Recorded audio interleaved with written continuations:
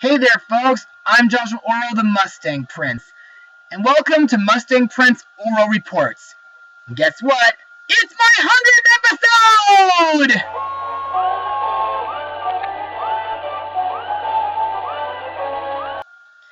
That's right.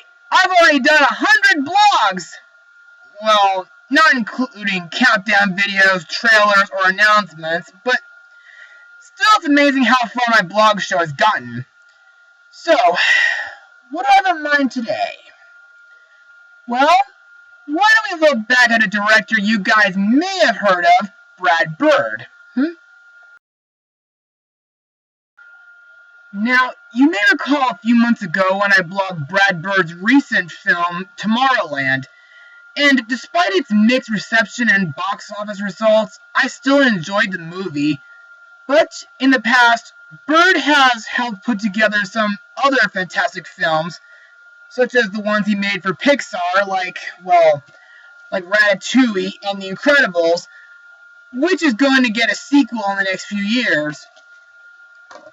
But way before that, one of the first few films he worked on was Disney's The Fox and the Hound, along with a few other folks like Richard Rich and Don Bluth. But in the late 90s, while Bird was working for Warner Brothers, he directed and written an animated film that became a huge part of my childhood, and it is the subject of my blog tonight. Released on August 6, 1999, the movie is The Iron Giant. So, let's get a show on the road. A giant alien robot crash lands near the small town of Rockwell, Maine in 1957. Exploring the area, a local 9-year-old boy, Hogarth Hughes, discovers the robot and soon forms an unlikely friendship with him.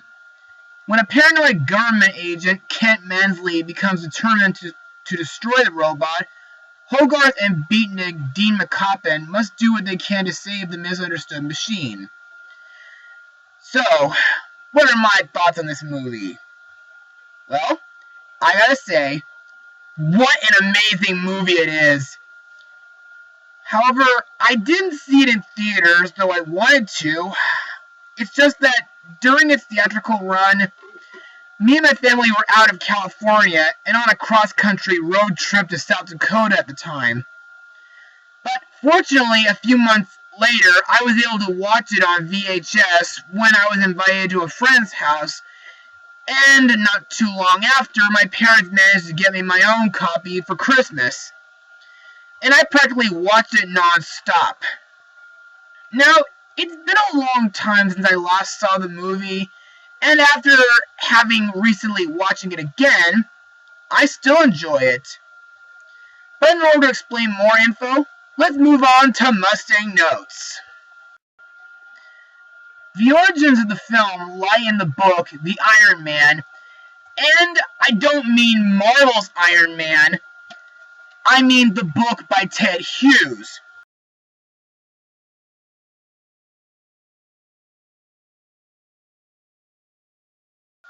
In the 1980s, rock musician Pete Townshend chose to adapt the book for a concept album. It was released as The Iron Man, a musical, in 1989. In 1991, Richard Basley, who later became the film's lead animator, pitched a version of The Iron Man to Don Bluth while working at his studio in Ireland. He created a story outline and character designs, but Bluth passed on the project. After a stage musical was mounted in London, Des McAnuff,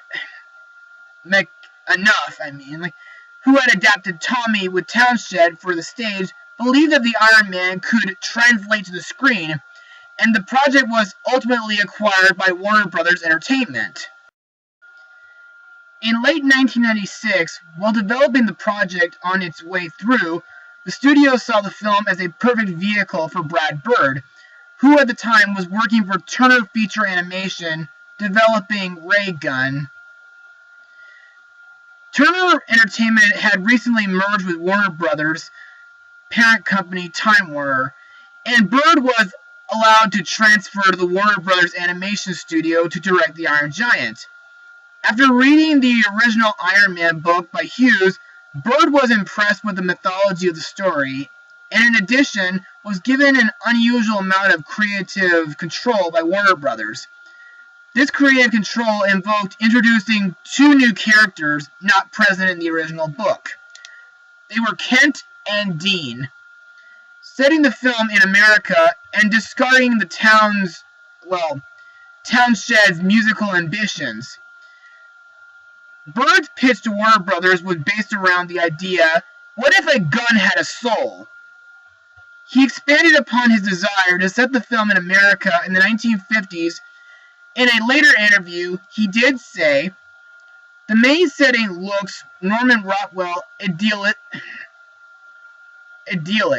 on the outside, but inside everything is just about to boil over. Everyone was scared of the bomb, the Russians, Sputnik, even rock and roll. This clenched Ward Cleaver's smile masking fear, which is really what the Kent character was all about. It was the perfect environment to drop a 50-foot-tall robot into. The film is set in 1957 during a period of the Cold War, characterized by escalation in tension between the United States and the Soviet Union.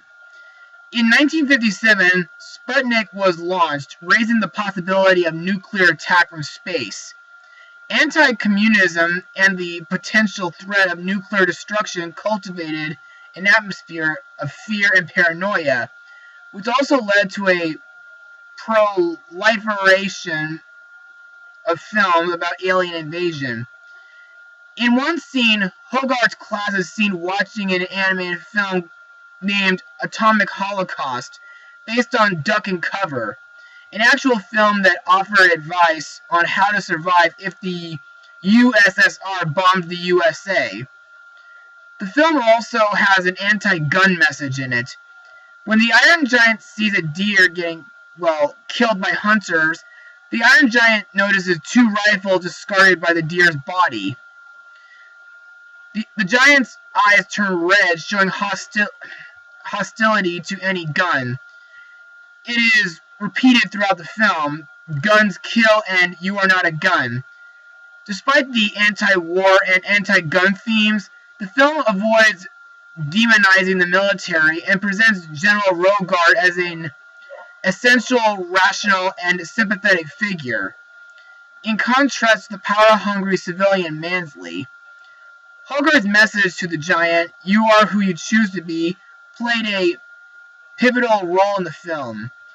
In a deleted scene, the robot dreams of seeing many robots like it marching through a war zone on an alien world, suggesting that the robot was created to be a weapon in a long-ago war.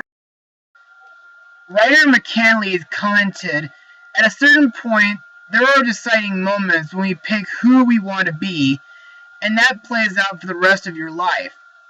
McCanley said that movies can provide viewers with a sense of right and wrong, and expressed a wish that the movie would make us feel like we're all part of humanity, which is something we need to feel. Some film critics compared the film to E.T. the Extraterrestrial from 1982, including Roger Ebert. In response to the E.T. parallels, Bird said, E.T. doesn't go kicking ass. He doesn't make the army pay. Certainly you risk having your hip credentials taken away if you want to evoke anything sad or genuinely heartfelt. And in my eyes, that's pretty true, and between these two, I would choose the Iron Giant over E.T. any day. No offense, Spielberg. Also, in my eyes, the animation is certainly well done, even though I miss the hand-drawn animation style Warner Brothers had back then. Plus, the story is very well written. There's also some character development parts. There are also some intense scenes like the forest at night, a few funny but forced scenes, And like Hotel Transylvania 2, this film references a DC comic book superhero, which in this case, Superman. But there's also a bit of toilet humor in this movie. Yep, you heard me. Not even good kids' films are immune from that. And there's also hell mentioned in this as well. And now it's time to move on to the characters and their voice actors. Let's start with the Iron Giant, a 50-foot metal-eating robot voiced by Vin Diesel, who's mostly famous for the Fast and the Furious films.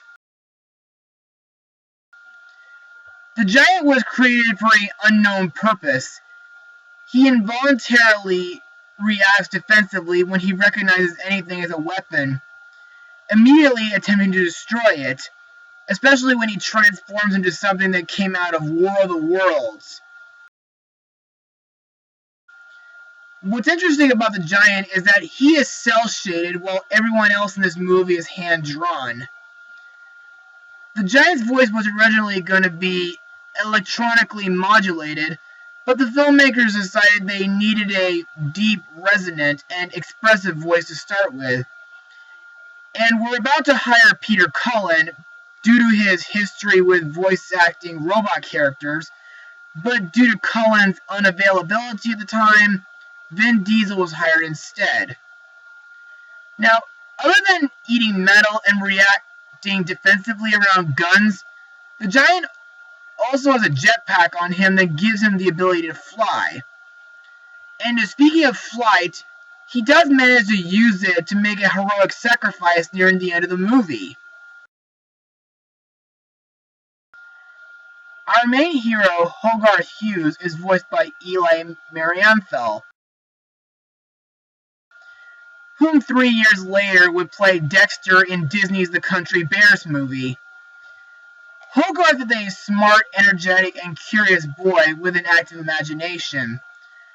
Like most boys his age, Hogarth is raised on comic books and monster movies, and we even learned that he was moved up a grade, which means he's pretty smart for his age. Marienthal's performances were videotaped and given to animators to work with, which helped develop expressions and acting for the character. Next we have Hogarth's mother, Annie Hughes, voiced by Jennifer Aniston, who a couple years ago was a stripper in a film that I didn't really want to see.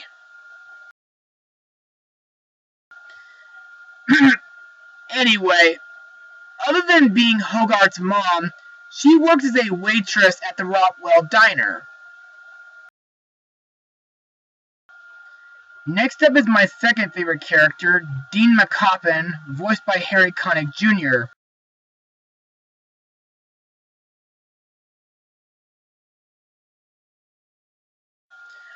who was in Independence Day and narrated My Dog Skip. Dean runs a scrapyard and makes sculptures out of the stuff he collects. And he also happens to be a beatnik. And he's certainly a better beatnik than, well, these two Jimmy Neutron rejects. Bird felt it appropriate to make the character a member of the Beat Generation, as they were viewed as mildly threatening to small-town values during that time. An outsider himself is among the first to recognize the giant as no threat. Now, the reason why Dean is my second favorite is because he has some of the best reactions to everything that goes on in this movie. Next, we have our villain, Kent Mansley, voiced by Christopher McDonald, who was President of the United States in Spy Kids 2. Kent is a government agent sent to investigate sightings of the giant. The logo on his official government card says that he's from the Bureau of Unexplained Phenomena. Though there's one thing to say about this government agent, he's an asshole. Because he believes that everything that's not from the US or from Earth is a threat. Which is, well, doesn't make it a really good excuse to jump to conclusions and assume the worst about everything. The last character I need to talk about is General Shannon Rogar, voiced by John Mahoney, whom 2 years later voiced Preston Whitmore in Atlantis: The Lost Empire. Rogar is the military leader in Washington, D.C., who strongly dislikes Mansley. He wants to keep the country safe, but he doesn't want to waste government resources without evidence. And now it's time to move on to my final words. Overall, The Iron Giant is truly a masterpiece of an animated film. The characters are memorable and have a lot of depth to them. The animation is very well done, and the story is well written. However, if you folks can ignore the toilet humor and the word hell, this is a great film that deserves a watch with your kids. As for my final rating, oh what the heck, I'll give it 100%. And so concludes my 100th blog on Mustang Prince Orro Reports.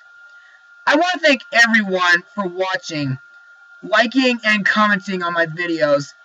From the people on YouTube, to my friends and family, even the people at Musical Theater Village who had given me such great support, and to the other online reviewers who helped influence my show. So, here's to 100 episodes, and hopefully 100 more. Mustang Power.